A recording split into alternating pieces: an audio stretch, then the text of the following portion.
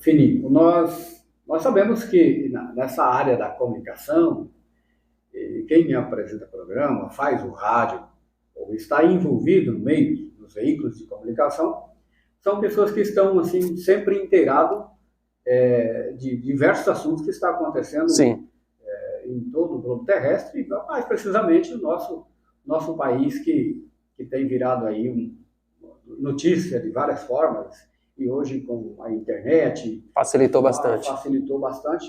Mas o ouvinte, ele sempre quer saber que o comunicador está um passo à frente da gente. Eu gostaria que você me dissesse um pouco, falasse para nós, como que você está vendo esse modelo de gestão, como está vendo a política nacional, né, a presidência, fala um pouco sobre STF, a parte dos parlamentares também. Fala um pouco para nós sobre essa política nacional, como é a sua visão? Olha, eu acho que está uma bagunça, primeiro, porque a nossa Constituição diz que nós temos 3 poderes: executivo, legislativo e judiciário, certo? Sim. O legislativo legisla, o executivo executa e o judiciário julga. A Constituição diz, Antônio, que os 3 poderes são harmônicos, são independentes, mas harmônicos entre si, ou seja, um complementa o outro. Na nossa política nacional, a gente vê uma espécie de um poder querendo se sobrepor ao outro. Estou falando isso de 4 anos para cá, 5 anos para cá. Sim. Onde um quer ter mais protagonismo que o outro. E isso não é bom para a nossa Constituição, não é. Nós temos hoje juízes no Brasil em que é mais celebridade do que o presidente da República.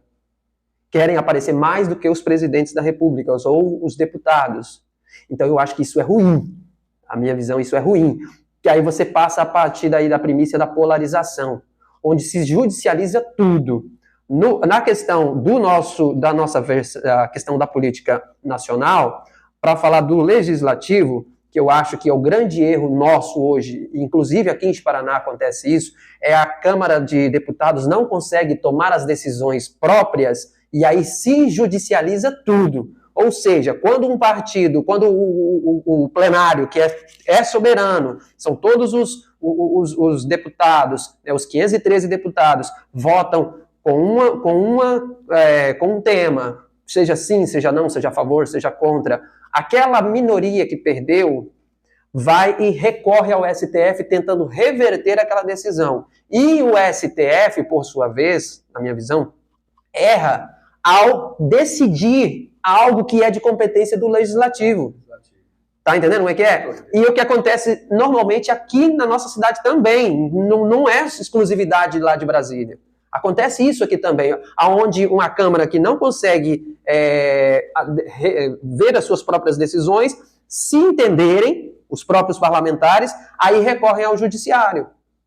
E aí eu acho que está o erro, onde tudo se judicializa e aí o protagonismo não fica com a Câmara de Vereadores ou da Câmara dos Deputados.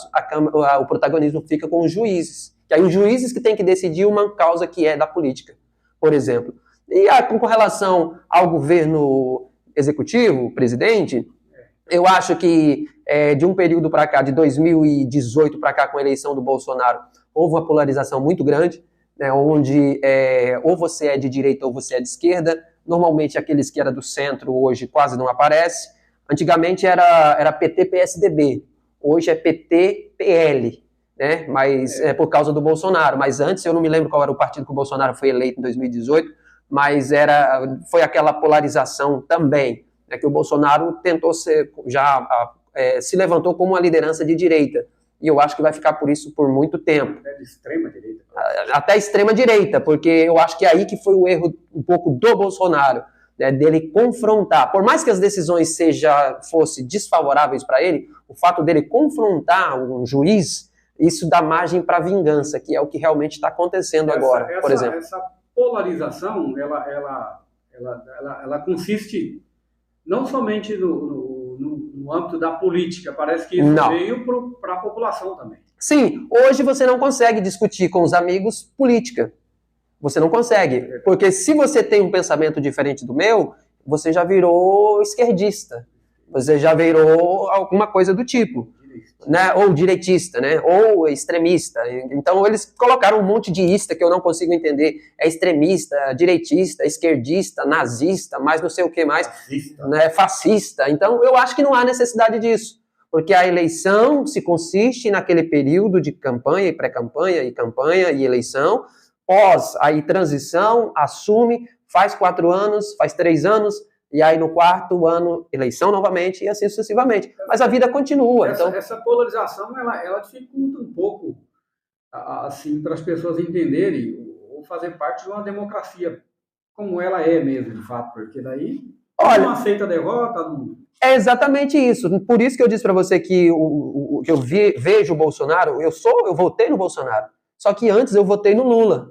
Votei no Lula nos 2 mandatos, votei na Dilma nos 2 mandatos, e em 2018 eu falei, não, agora tem que mudar, que aí eu votei no Bolsonaro. Eu sou de direita, eu sou de conservador, sou de família e tal, tudo que você imaginar, sou contra o aborto, essas coisas todas que a bandeira da direita defende. Eu sou tudo isso, mas eu não sou extremista. Então, se você não vai me ver, por exemplo, se você falar para mim assim, Fini, eu voto no PSOL, por exemplo, que é um partido de esquerda, que não seja PT, eu vou ser seu amigo do mesmo jeito. Se você falar para mim, eu voto no PT, eu sou fã do Lula, da mesma forma eu vou continuar sendo seu amigo, porque o que você pensa sobre a política não me diz respeito a querer mudar isso de você. Tá entendendo o que eu tô querendo dizer para você? Eu vou viver harmonicamente. Desde que você não interfira na minha decisão, eu também não vou interferir na sua, que é o livre-arbítrio que foi deixado lá por Jesus para nós. Lá na cruz, né, que ele deu o direito para os 2 ladrões lá, ó, um falou, desce da cruz e salva eu, salva nós 2, o outro falou, ó, lembra de mim quando você está no paraíso. Os 2 teve o mesmo direito, só que um resolveu ser salvo e o outro não.